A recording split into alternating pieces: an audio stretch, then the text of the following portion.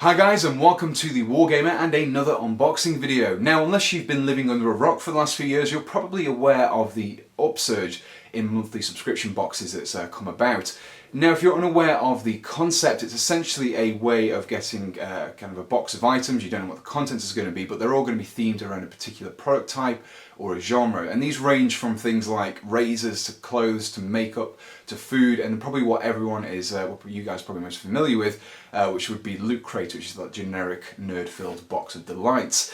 Now, up until now, us Wargamers have kind of been left out of that. We haven't really ever anything that's related to wargaming, but there is a company that's very recently started trading, and they have the exact same ideas, and that is, of course, Wargames Supply. Now, these guys have sent me a box for May, and I'm going to be opening up this box. I'm going to be kind of looking at the contents, what we get in there, doing a brief review of the items that we get, and then before tallying up the value of the items compared to the cost of the box, and then finally giving you my opinion of whether or not it is worth the investment. So let's kick things off by taking a look inside the box.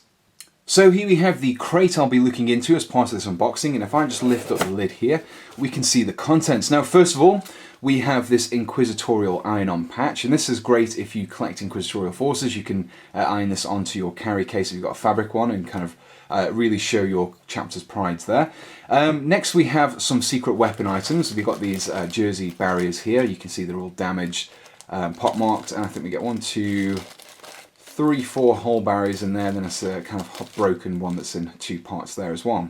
And we also get some more secret weapon items. Now these are 40mm round-lipped resin lava flow bases. Now you can see here they're really nicely sculpted. You've got the lava flow just in the inside there, but then also the harder kind of crust that you can actually place your miniatures on. Fantastic if you want to do some nice demonic themed armies there.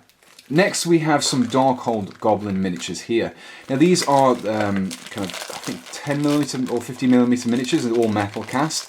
And we've actually got 2 sets of them in here. So we've got this kind of Earth Space Force that we've got there. And inside we've got this Sahadin, I believe it is. And we've got another bag, just pull them out. So we've got some like larger heavy weapon teams as well. So quite a nice little selection of little miniatures in there. I don't normally collect or have much to do with the smaller scales, so it's nice to see a few items that I can play around with. And finally we have probably the crowning item in the set, which is the Malifaux Carrion Effigy. Now, this is a nice little plastic miniature that you can use. I find this is great, especially if you're not really used to painting these miniatures. You can use it as a really nice little side project to paint something a little bit differently. So really have an excellent range of items in this box set, and what I'll be doing now is I'll be tallying up the value that we get of everything in here, and kind of seeing whether or not this crate is actually worth it. So now that we've looked at the contents of the box, let's kind of get a tally of the actual contents. So first of all, we have the secret weapon items, which are the 40mm lava flow bases and also the jersey barriers, and they're both $10 each. Then we move on to the Inquisitorial patch, which is around about $5 that I found online. Then we have the Malifaux Carrion Effigy, which is around about $9, and then we move on to the Darkhold Goblin miniatures, which I found there's 2 actual sets in there. You've got the Earth Force Platoon, which is $13.99, and then we've also got the Sahadin Infantry, which is $10.95.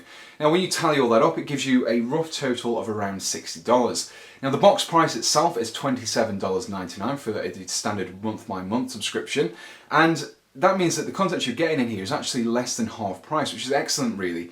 You get an excellent saving on this box, but also the great thing about it is the fact that you get a nice varied range of items. Not only do you get miniatures, you also get some scenery items, some bases, and also kind of a non-miniature related item in the patch.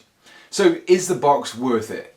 Yes, I really do think it is definitely worth picking up, because even if there's not something in here that you currently collect, it's a great way of kind of expanding your interest in the war. There's so many wargaming manufacturers out there, so many good games, and sometimes you get a little bit overwhelmed with just how many there are.